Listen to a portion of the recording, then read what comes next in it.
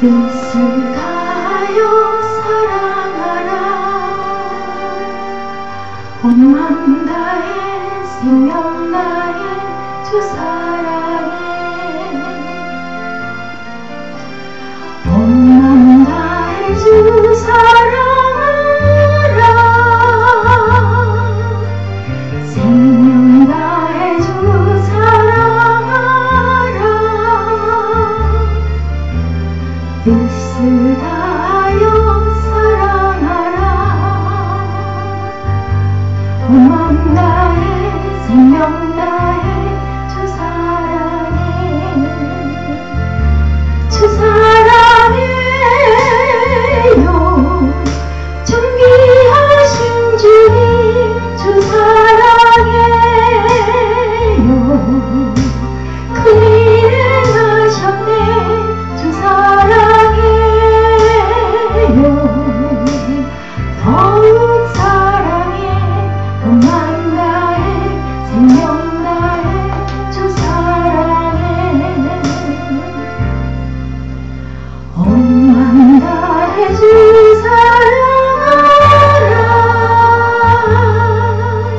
생명 다해 주 사랑하라.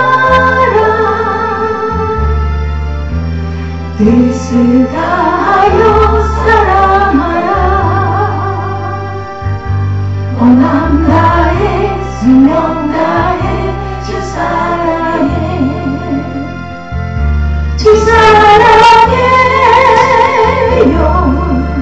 존귀하신 주님 주 사랑해요. 그 일을 하셨네. 주 사랑해요. 더욱 사랑해. 온 맘 다해 생명 다해 주 사랑해.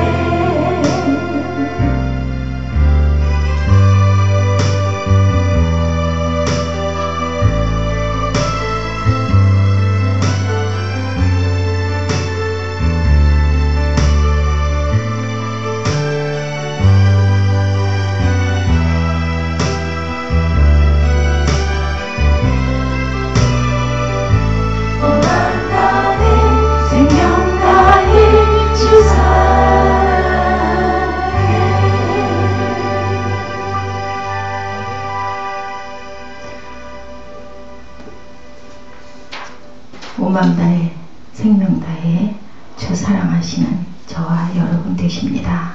아멘. 네. 인간에게 사람에게 많은 재물을 주면 어떨까요? 또한 배가 물 가운데를 지나가면서 풍성한 화물을 싣고 집으로 잘 귀환해서 돌아올 수 있게 되면 그때는 또한 어떨까요? 땅이 풍부한 산물을 내서 많은 수확을 거둘 수 있고 좋은 날씨를 허락해주고 계속해서 성공을 해서 승승장구하게 되면 어떻게 될까요? 우리가 모두 전혀 아프지도 않고 항상 건강할 수 있고 씩씩하게 모든 일을 잘 성취해 나갈 수 있고 행복하게 살게 되면 어떨까요? 여러분들 이 아침에 이 새벽에 한번 모든 게 다 잘 이루어지기만 하고 원하는 대로 뜻대로 다 잘 되고 근심도 염려도 환난도 없는 그런 아주 형통한 그런 삶이 되면 우리는 어떨까요? 입술에서는 찬양의 소리가 끊임없이 흘러나옵니다. 또는 항상 기쁨으로 반짝거리게 그렇게 되면 어떨까요? 여러분 어떨 것 같으세요? 어떨 것 같으세요? 여한이 없을 것 같으신가요? 아주 좋을 것 같으신가요? 다윗이 고백하죠. 나는 절대 요동치 아니하리이다. 그런데 우리는 다윗보다 조금 자꾸 못할 거예요. 그죠? 믿음이나 사랑이나 온 마음 다해 주사랑한다고 제가 고백을 했는데 다윗만은 못하지 않을까. 지금 가는 길이 순탄하죠? 그럴 때 우리는 어떻게 해야 될까요? 조심해야 할 줄로 믿습니다. 다윗도 그렇게 고백을 했는데 절대 요동치 않겠다고 고백을 했는데도 실수하고 실패하고 엎드러졌던 다윗을 저희들이 성경에서 봅니다. 지금 가는 길이 순탄할 때 우리는 조심해야 되고 또한 형통할 때 저희들 무장해야 될 줄로 믿습니다. 우리가 행운이라는 무릎 위에서 항상 좋기만 하다면 하늘에 전혀 구름이 두세 점도 없다면 그런 말 있죠. 선 줄 알거든 넘어질까 조심하라 라는 그런 말씀을 한번 생각해 봅니다. 인생이라는 포도주 속에 쓰디쓴 방울이 전혀 없다면 우리가 서 있다고 자만하게 된다. 그 말씀을 하고 있습니다. 우리가 서 있는 그곳은 뾰족한 산봉우리 위기에 처해 있고 고난으로 인해서 하나님을 우리가 송축할 수 있는 우리들, 감사할 수 있는 우리들. 어제도 제가 기도를 했지만 기쁜 것을 기뻐하는 것은 누구도 할 수 있는 것이죠. 기쁘지 않을 때 기쁠 것을 바라보거나 그 안에서도 그래도 감사를 찾을 수 있는 우리들의 믿음을 하나님께서는 기뻐하실 줄로 믿습니다. 내가 너희를 향하여 하는 말이 담대한 것도 많고 너희를 위하여 자랑하는 것도 많으니 내가 우리의 모든 환난 가운데서도 위로가 가득하고 기쁨이 넘친다 라고 고린도후서 7장 4절에 말씀하고 계십니다. 하나님이 징계하시지 않았다면 우리가 너무 안심하고 있었다면 계속 형통한 것은 무서운 시련이다 라는 생각 해보시기 바랍니다. 비록 가혹하게 보일지 모르지만 고난은 하나님이 그의 긍휼 가운데 보내시는 이라고 말씀에 있죠. 오늘 우리 고백 여러분들이 저한테 해주셨어야 되는데 오늘 조금 오전부터 아침부터 던다했던 것 같습니다. 준비가 부족했었다라는 것을 저는 마음으로 생각을 합니다. 우리가 항상 기도하는 거, 마음으로 준비하는 거, 그 자세가 가장 중요한 것 같아요. 준비하는 자만이 하나님이 쓰신다라고 말씀하시죠. 어저께 다 정리를 해서 해놨어야 할 텐데 아니다 보니까 저도 키를 건너주는 거 생각 못하고 그냥 나와서도 많이 찾게 했을 것이고 그럼 또 마음속에서 뿌리 올라갔다 내려갔다 했을 거예요. 내비게이션도 뛰느라고 왔다 갔다 그러다 보니까 마음에 여유가 없었던 것 같습니다. 그럴수록 우리가 항상 마음을 잠잠하게 가라앉히는 우리들, 바쁠 때일수록 돌아가라는 얘기가 있죠. 그럴수록 한 번 더 숨을 크게 쉬고 예배 말씀을 제가 조금 덜 전하더라도 우리 여유를 갖는 저와 여러분 되시도록 하십시다. 6절부터 말씀을 보니까 내가 형통할 때 말하기를 영원히 흔들리지 아니하리라 하였도다. 여호와여 주의 은혜로 나를 산같이 굳게 세우셨더니 주의 얼굴을 가리심에 내가 근심하였나이다. 응답하시지 않는 하나님이셨어요. 그죠? 여호와여 내가 주께 부르짖고 여호와께 간구하기를 내가 죽으면 무덤 내려갈 때 나의 피가 무슨 유익이 있고 내가 진토가 돼서 흙이 돼버리고 나면 한 줌의 흙이 돼버리고 나면 주를 찬송하며 주의 진리를 선포할 수가 없나이다 라고 다윗은 이렇게 아주 지혜로운 고백으로 하나님께 부르짖죠. 어떻게 이렇게 표현할 수 있었을까 하는 전 생각을 합니다. 나를 죽여버리시고 나면 내가 하나님을 찬송하지 못하지 않겠습니까? 살려주옵소서였겠죠. 여호와여 들으시고 내게 은혜를 베푸소서. 여호와여 나를 돕는 자가 되소서 하였나이다. 주께서 나의 슬픔이 변하여 내게 춤이 되게 하시며 나의 베옷을 벗기고 기쁨으로 띠띠우셨나이다.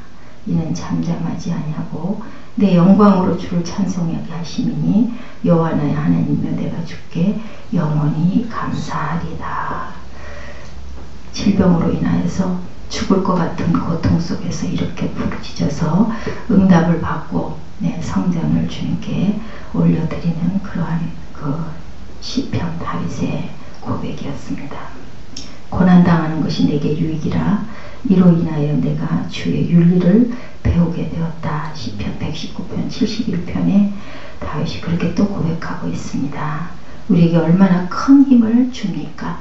우리의 고난은 하루 가운데서도 크고 작게 일어나고 한 주 가운데서도 아까 에스더 지사님 고백했지만 그런 일들이 없게 해 주시옵소서 하고 기도하지만 항상 그런 일들은 일어나고 있죠. 그런데 다윗의 고백처럼 고난이 유익이라면 주의 율례를 그걸로 인하여 우리가 배우고 극복하고 나아갈 수 있다면 그것도 우리가 감사하며 송축할 일일 줄 믿습니다.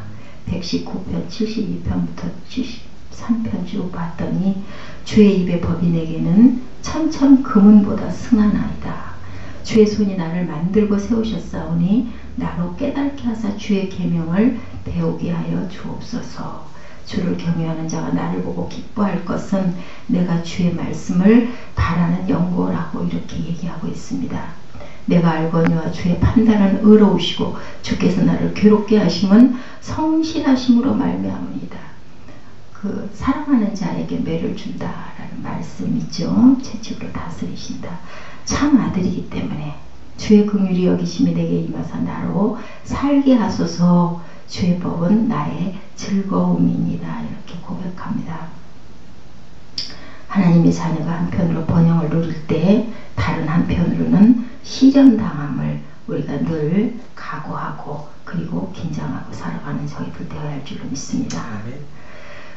그런데 그런 일이 있을지라도 어려움이 있을지라도 우리가 회개하면 하나님은 바로 용서해 주시죠.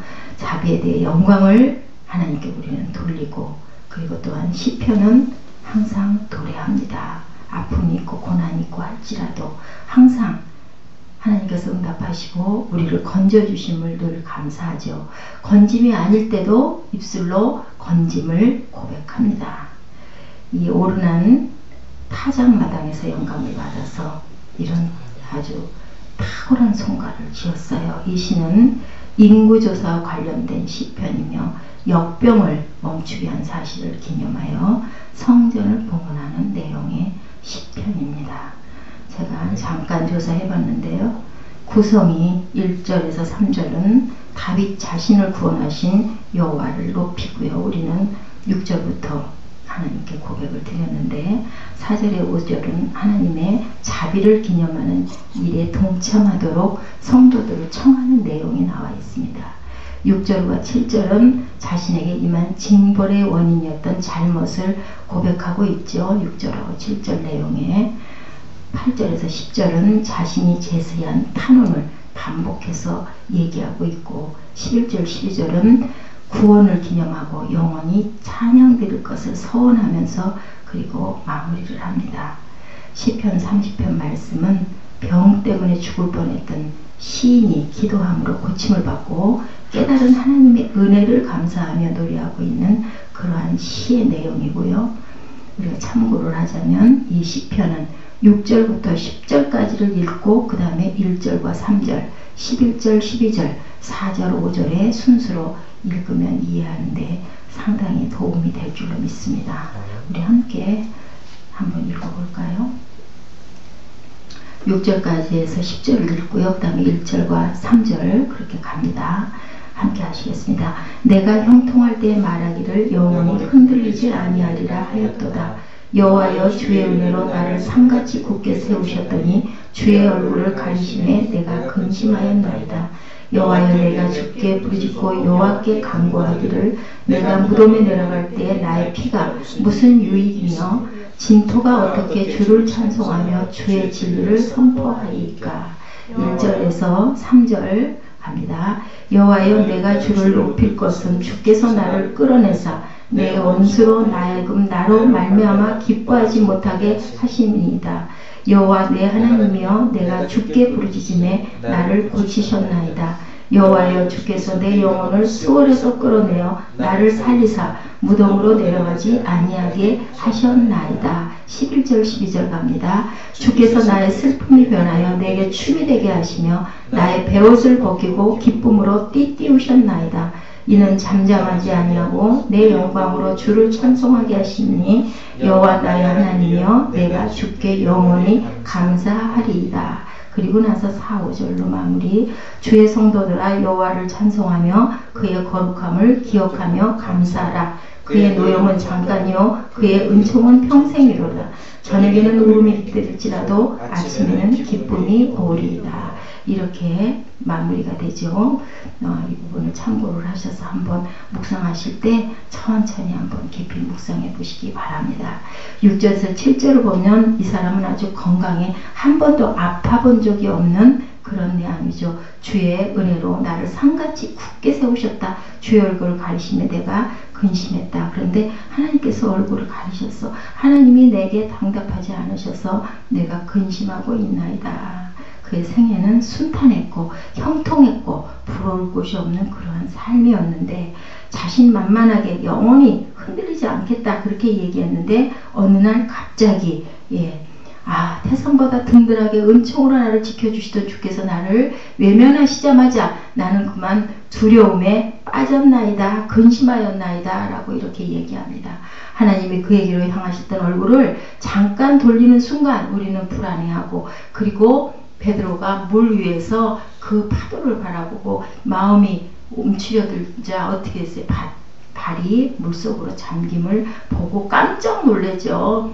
주여 하고 부릅니다.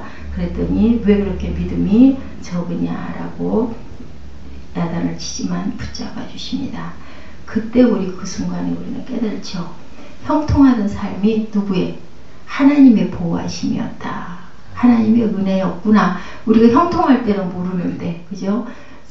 배가 잔뜩 물건을 싣고 아주 순풍으로 도착을 하고 우리가 건강하고 우리가 원하는 모든 것들이 다 잘 이루어지고 하는 것들 우리 갈 때 그냥 그러려니 하고 아이고 다행이구나 잘 가고 있다 입니다. 근데 삐끗 어떤 일이 작은 일이 어떤 파문이 일고 나면 내 힘으로 안 될 때 도저히 안 되겠다 라는 마음이 들 때 이게 바로 하나님의 은혜였구나 이렇게 생각하게 됩니다.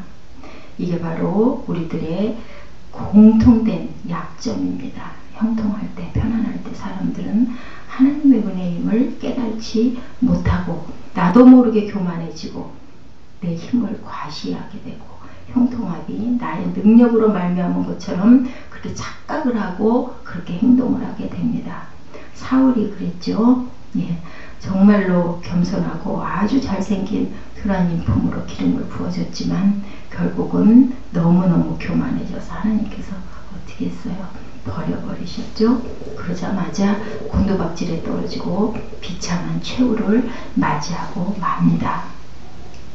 솔로몬 또한 하나님이 주신 뛰어난 지혜를 가졌음에도 형통할 때 겸손하지 못해서 인간의 한계를 드러내고 솔로몬이 죽은 그 이후에는 또 어떻게 해요? 뿔뿔이들 민족이 하나가 됐던 민족들이 흩어지는 그런 역사를 우리가 봅니다.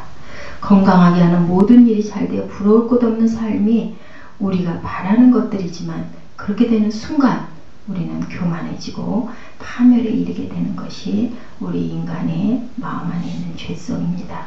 잠언 16장 18절에 교만에는 멸망이 따른다. 거만에는 파멸이 따른다라고 이렇게 증거하고 있습니다. 내가 가난할 때는 이 다음에 부자가 되면 겸손해질 거야 라고 생각하지만 우리가 그렇게 되지를 않아요. 나도 모르게 어깨에 힘이 들어갑니다. 예수님을 찾아 나온 부자 청년은 여러모로 잘 갖췄죠. 그리고 또한 영생을 사모하는 마음까지 있었던 굉장히 영적인 바람직한 모험적인 그런 사람이었지만 재물을 다 팔아서 가난한 자에게 나를 나눠주고 나를 따르라 했을 때 따르지 못하고 그리고 그냥 돌았습니다. 근심하면서 재물이 그의 영생의 길을 막았죠. 그 청년이 차라리 가난하였더라면 예수님을 따랐을 거예요. 그죠? 베드로처럼 이렇게 부족한 내가 하나님이 나를 어떻게 부르셔? 너무 황송하게 나 같은 사람을 나 같은 자를 어떻게 부르셔? 나 같은 세리를 나같이 인정받지 못하는 나를 어떻게 부르셔? 그랬을 때 두말 않고 뒤도 안 돌아보고 따라 나서는 그러한 사람이 될 줄로 믿습니다. 모든 욕심을 비워서 가난한 마음, 청결한 마음을 가지라 이렇게 계속 말씀하고 있습니다.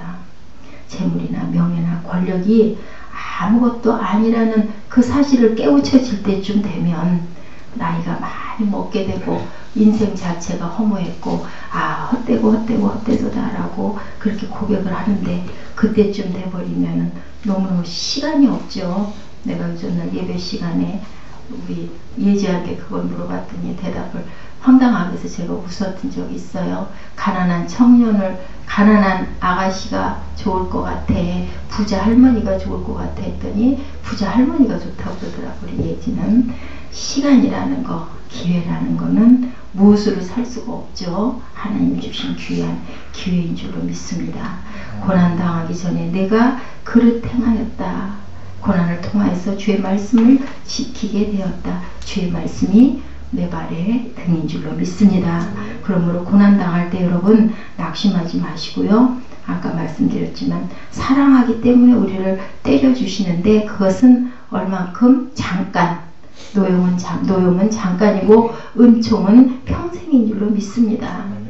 죄를 짓고 저주를 받아도 3, 4대이고요. 복을 주시는 건 어때요? 자손 첫 대까지 주신다. 이렇게 좋으신 하나님, 좋으신 우리의 부모인 줄로 믿습니다.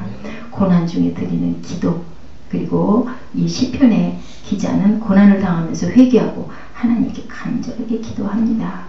내가 죽은들 주님께 무슨 유익이며 나를 무덤으로 보내놓고 주께서 얻을 것이 과연 무엇겠습니까? 어떻게 들으면 조금 협박을 하는 것 같은 마음도 들죠.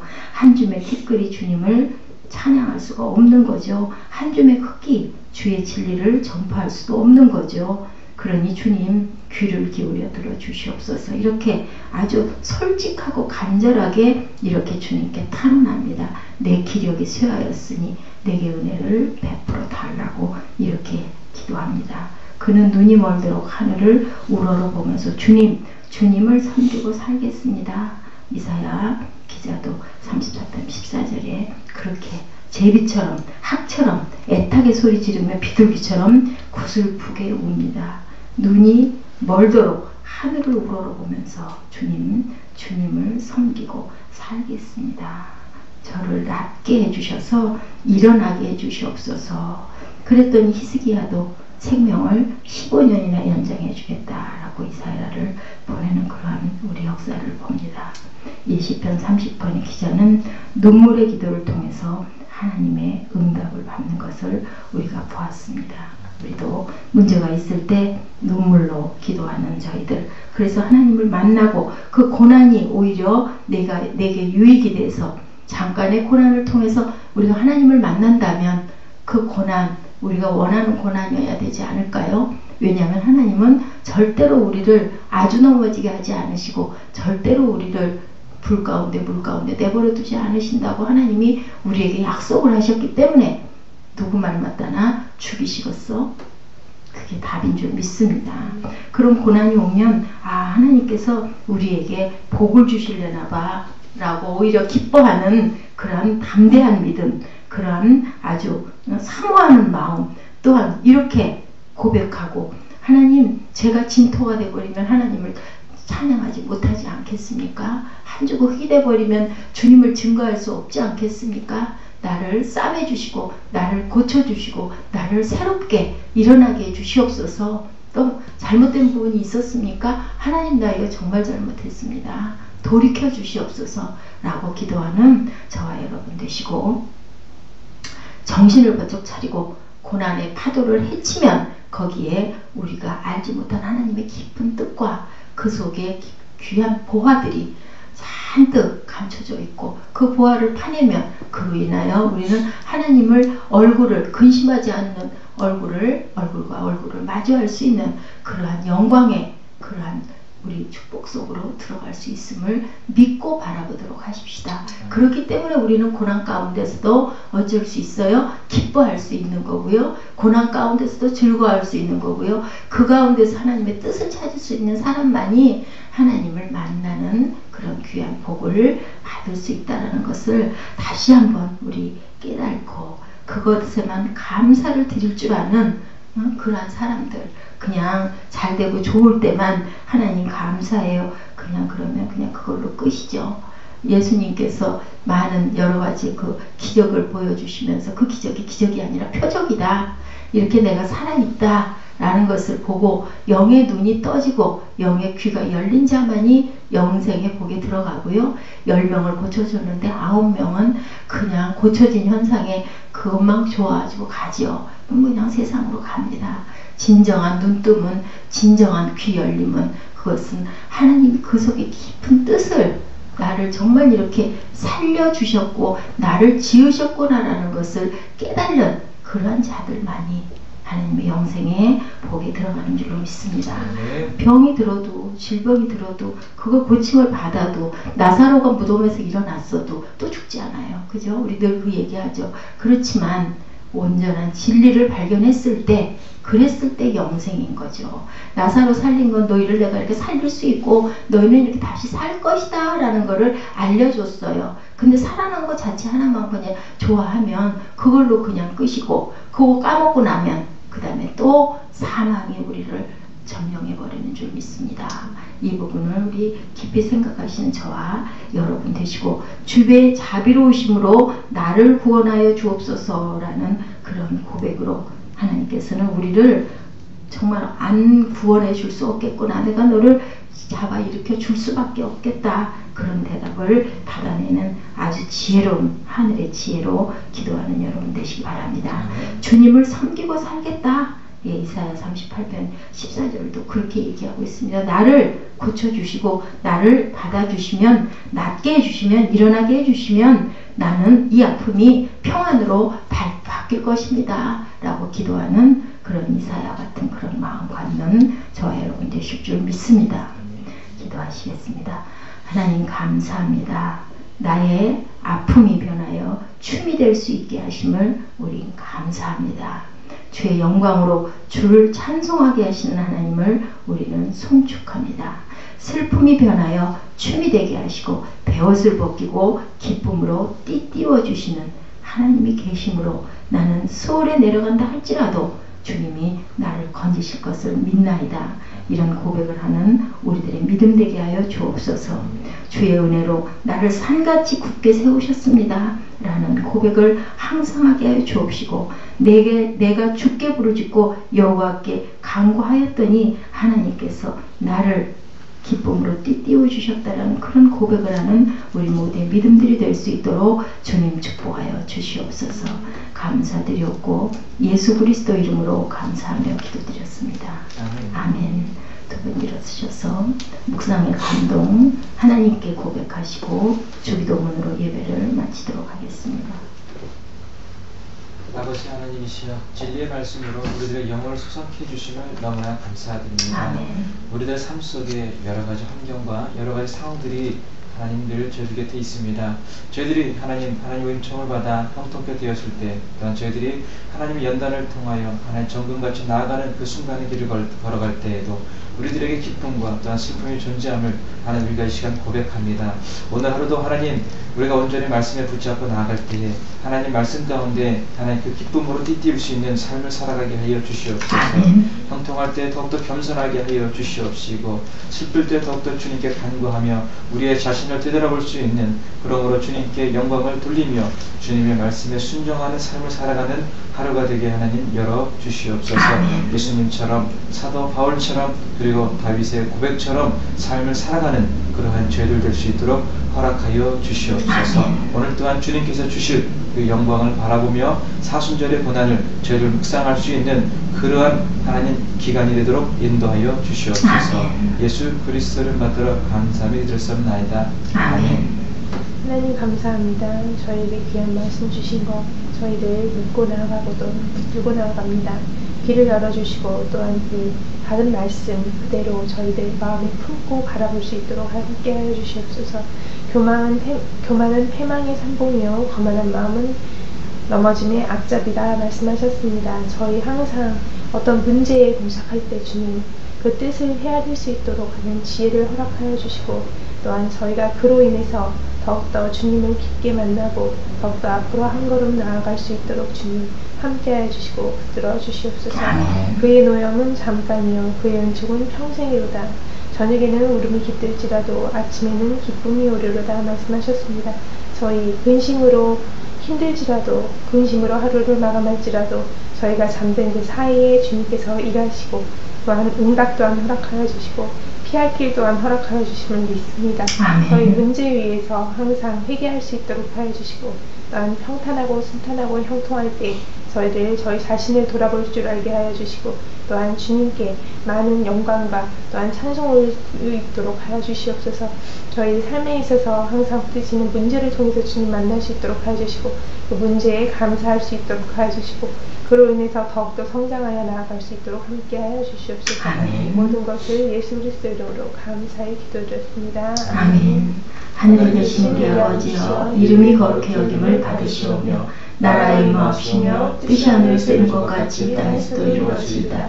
오늘 우리에게 일용할 양식을 주옵시고 우리가 우리에게 죄 진 자를 사하여 준 것 같이 우리의 죄를 사하여 주옵시고 우리를 시험에 들게 하지 마옵시며 다만 악에서 구하옵소서. 나라와 권세와 영광이 아버지께 영원히 있사옵나이다. 아멘.